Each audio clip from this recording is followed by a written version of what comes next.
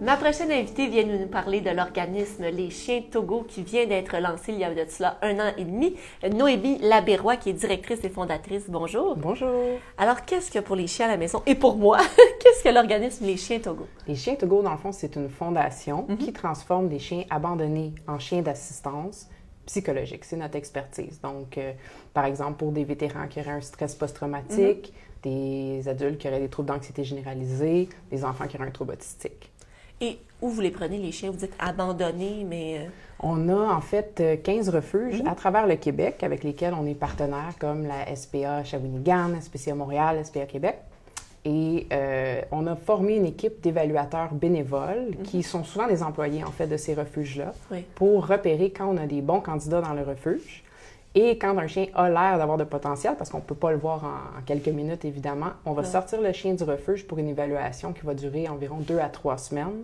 Quand même. Dans laquelle on va le mettre dans 1001 contextes pour s'assurer qu'il a le bon profil. Parce qu'évidemment, on ne transforme pas tous les chiens abandonnés en chiens d'assistance. Non, c'est ça. Ça prend sûrement des critères d'admissibilité, des critères... Il faut que le chien réponde à certains points. Il faut que le chien soit très, très à l'aise avec les êtres humains de toute grandeur, de tout âge, avec tous les animaux aussi, parce que nos bénéficiaires vont aller partout. Donc, ils doivent être à l'aise autant avec un lapin qu'un chat, qu'un autre chien.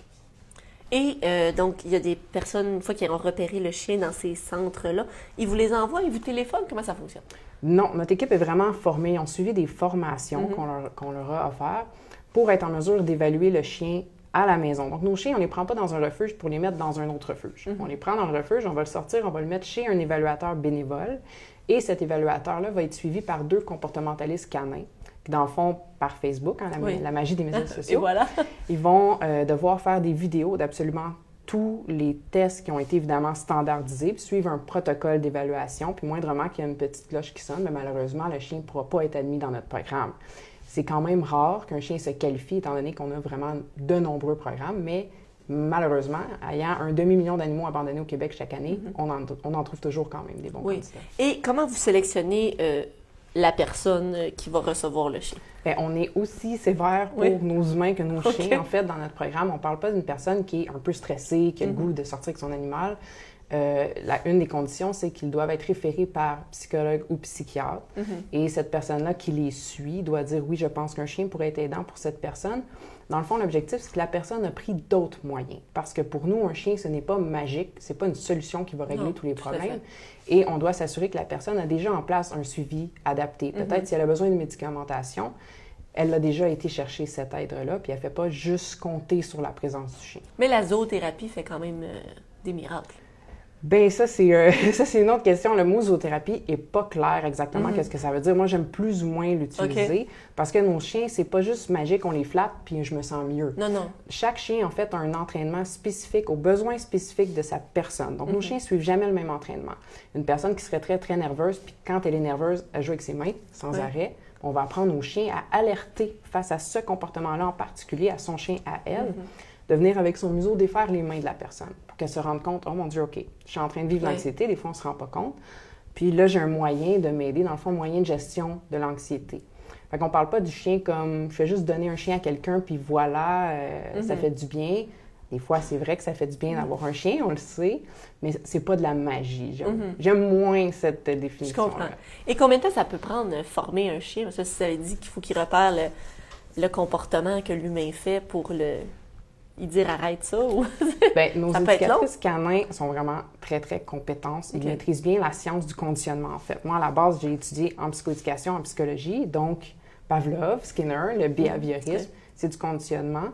On est en renforcement positif. Ça veut dire qu'on récompense les chiens pour les bons comportements et ça va prendre à peu près 3 mois en moyenne environ. Ouais. Et combien ça peut coûter un chien? Si moi j'arrive puis il doit y avoir des frais associés à Jusqu'à récemment, on a reçu notre numéro d'enregistrement comme organisme de bienfaisance et maintenant, nos chiens, les services sont entièrement gratuits. Oh, wow. C'est pour ça qu'on est en recherche active de financement. Notamment, on a le défi 1, 2, 3 Go qui est en ligne maintenant. On a 1001 stratégies parce qu'on est une super bonne équipe. On est bien entouré là-dedans pour aller chercher le financement parce que là, c'est ça, on remet les chiens gratuitement. On a 2 chiens aussi qui ont été financés par un organisme qui s'appelle Wounded Warriors Canada, qui est en fait pour aider nos vétérans de l'armée canadienne qui ont un stress post-traumatique. Alors, c'est sans frais maintenant. Et au niveau des coûts que ça nous coûte d'entraîner un chien, bien, c'est très, très économique parce qu'on n'a pas besoin d'infrastructure.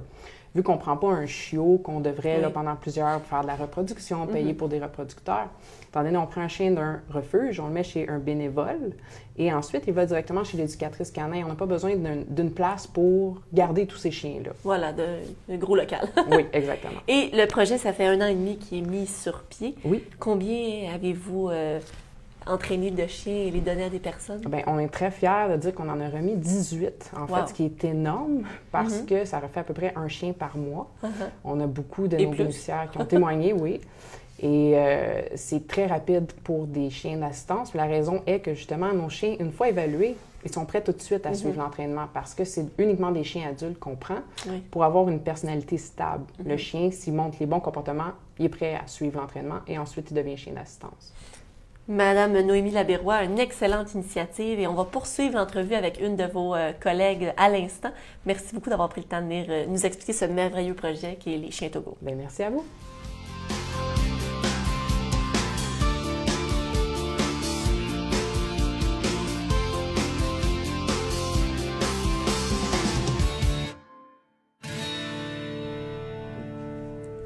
On poursuit notre entrevue pour parler des chiens Togo avec Providence Godon, qui est éducatrice canin et directrice du volet canin. Bonjour. Bonjour. Alors, votre collègue nous a expliqué un peu la mission.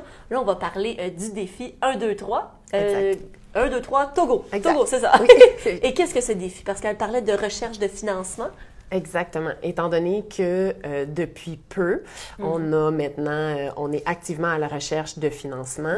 Le défi 1, 2, 3 Togo, ce que ça sert en fait, c'est entre autres de ramasser des dons. L'objectif étant de remettre nos chiens gratuitement. Ces dons-là vont beaucoup aider. Le défi 1, 2, 3 Togo, c'est ce qu'on a décidé de faire, c'était à ce que les gens puissent nous aider, puisqu'on puisse les aider en retour. Voilà. C'est-à-dire, nous, on veut faire bouger les chiens, on veut faire bouger les gens, et grâce à ça, ça permet de ramasser des dons. Je m'explique. Allons-y. Chaque personne peut aller s'inscrire. En fait, le défi 1, 2, 3 Togo sur le site internet au www.marche123togo.com. On mettra le lien en bas de l'écran. Excellent, merci. Chaque personne peut aller s'inscrire pour aller marcher avec son chien. Donc, c'est les gens à la maison qui ont déjà un chien. Exactement, exactement. Ça peut être tout le monde. Tout le monde peut aller s'inscrire au défi 1, 2, 3 Togo. Je vais sur le site Internet, je vais m'inscrire et je choisis un nombre de kilomètres que je décide de marcher pour encourager les chiens Togo. Donc, par exemple, je vais prendre mon défi. J'ai décidé de marcher 2000 km d'ici le 15 novembre. Ça, c'est la date butoir. Je pensais que ça se faisait tout dans une journée. Je dis, oh mon Dieu, tu vas marcher beaucoup. on se laisse du temps quand même, justement, pour atteindre les objectifs. Donc, 2000 km d'ici le 15 novembre. Moi, mes amis, mes collègues, mon entourage, ma famille vont être capables de m'encourager à marcher ce 2000 km-là en faisant des dons. Donc, moi, je vais marcher. Donc, chaque personne individuelle peut s'inscrire aussi. Il y a des équipes qui peuvent être formées. Exemple, plusieurs personnes vont se mettre ensemble, vont décider de marcher tant de kilomètres et d'avoir un objectif de ramasser des dons. Exemple, j'ai un objectif de ramasser 1000 $. Bien, par contribution des gens dans mon entourage, c'est comme ça que les dons vont pouvoir rentrer.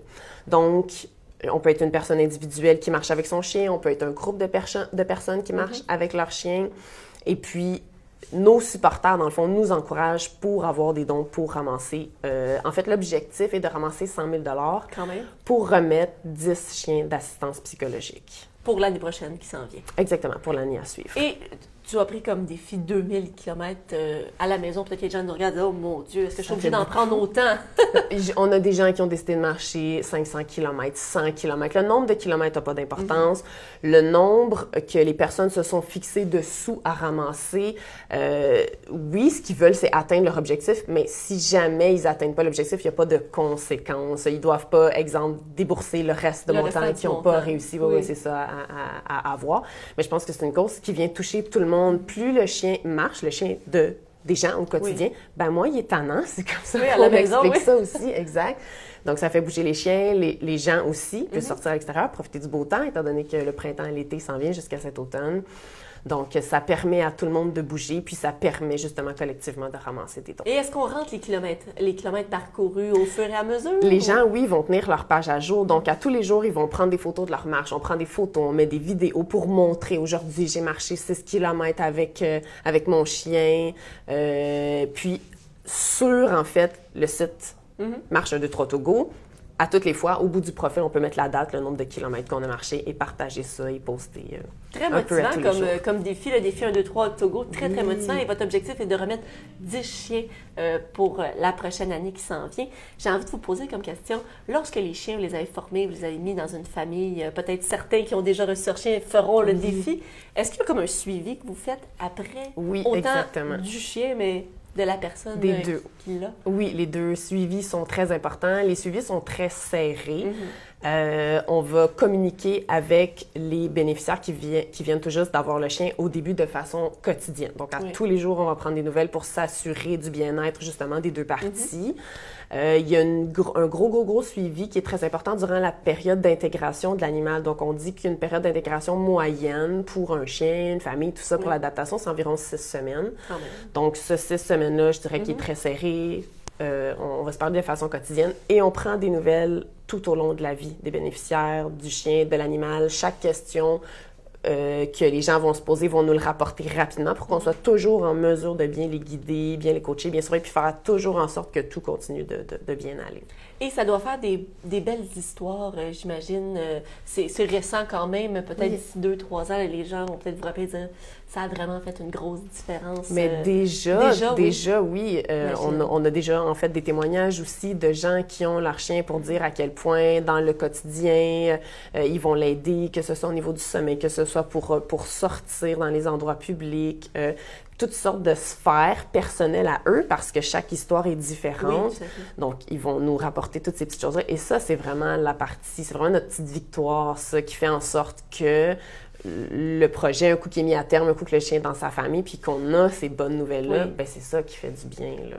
Ben oui, tout à fait. C'est un excellent projet que vous avez décidé de débuter il y a cela 1 an et demi. Merci beaucoup d'avoir pris le temps de nous en parler. On rappelle pour les gens à la maison, si on veut vous aider, le défi 1, 2, 3 Togo, c'est ce qu'il faut faire. On va marcher avec notre chien, on fait de l'exercice pour nous et on vous aide pour la bonne cause. Exactement, donnant. Et sinon, si jamais on est peut-être quelqu'un qui aurait besoin d'un chien, qu'on a fait des évaluations, des démarches, on peut vous contacter aussi ou par le biais de passer par le médecin aussi. Exactement, par courriel, vous pouvez contacter la Fondation pour si toute demande, en fait. Exactement. Et voilà. Madame Gaudon, merci beaucoup d'avoir pris le temps de nous en parler. Ça m'a fait plaisir.